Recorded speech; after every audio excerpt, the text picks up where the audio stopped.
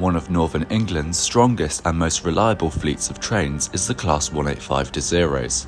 Upon their introduction, they were seen as a new revolution in travel on the Trans-Pennine routes, but this success led to their downfall, with just a few years ago Trans-Pennine Express's service being one of the most heavily criticised in the country. Before we look at these trains, if you're new here, welcome. If you enjoy transport-related content, then you're in the right place. To avoid missing future content that I post, please consider subscribing to my channel. Also, I'm making a Q&A video next week as I've recently hit 5,000 subscribers. If you have a question for me, leave it in the comments and I'll feature it in the video.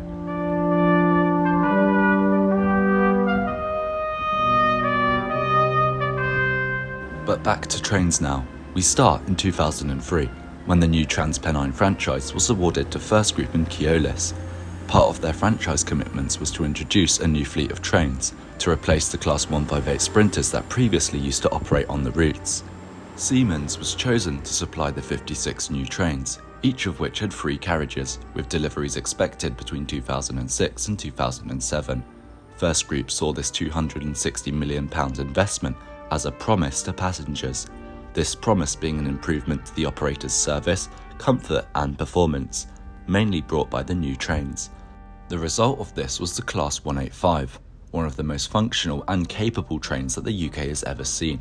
These trains were designed to be quick. Each carriage has a Cummins QSK19 turbo diesel engine, leading to each unit having a power output of 2,257 horsepower, over 3 times the power output of the 158s they were replacing. So the gradients of the routes through the Pennines provided no challenge to the units. The train's design also considered the needs of the staff who'd be working on them. For example, the driving cabs are spacious and wide and have a separate air conditioning unit to the passenger's saloon.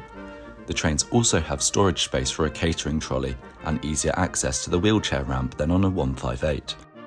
They were also popular with passengers. The interiors featured more luggage space than their predecessors, wider doors allowing for faster boarding at stations, and the interiors were bright and comfortable.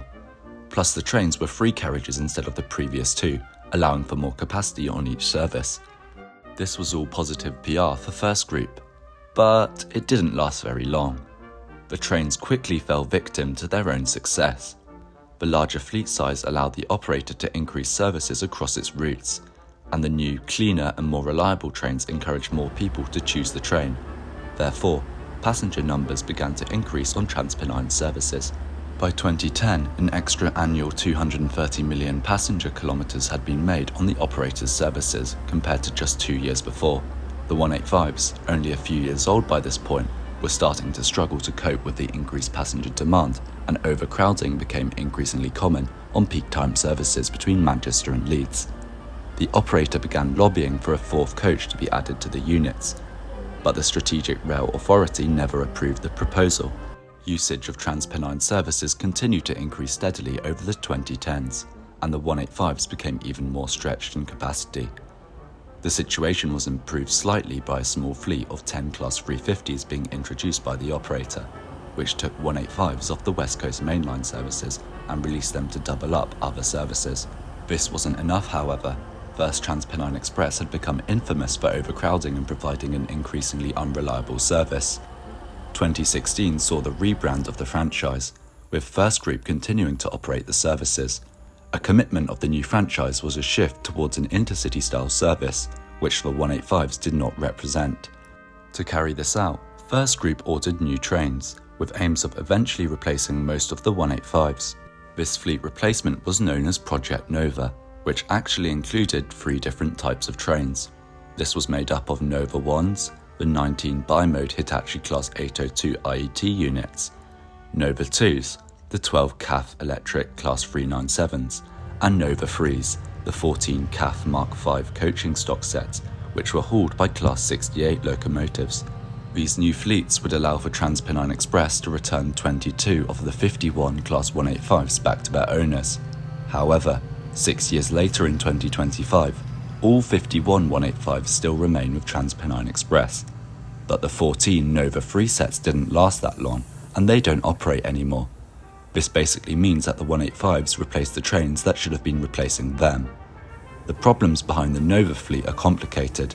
It grants its own video, which I'll probably make in the future. But as of now, 185s are still powering across the Pennines, just with a helping hand from the 19 Hitachi Class 802 units. This help allows Trans-Pennine Express to run most 185 services as 6-carriage double units, which have more than enough capacity for the services they run. Currently, 185s can be found on all Redcar Central, Cleethorpes and York via Wakefield services, as well as a few Hull and Scarborough services. But running 2 separate 3-carriage units in multiple poses its own set of problems. While not detrimental, it does mean that the conductor is stuck in the rear unit, and the catering host can only work in one out of the 2 units. While I know not being able to get your flapjack and tea from the trolley isn't life-ending, it's still inconvenient for passengers expecting a catering service. So overall, Class 185s have been too successful.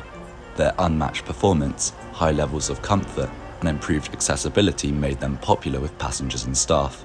But this led to more passengers deciding to use the service, which were passengers the trains didn't have capacity for. This ultimately led to a fleet replacement being needed, which couldn't match the performance of the 185s, so the 185s haven't gone anywhere, and that isn't going to change for the time being. Now that was quite a dive into the history of one of my favourite types of trains. If you have made it this far into the video, first of all, congratulations, you've survived. And now, please consider liking the video, subscribing, and commenting if you have a question for my Q&A video.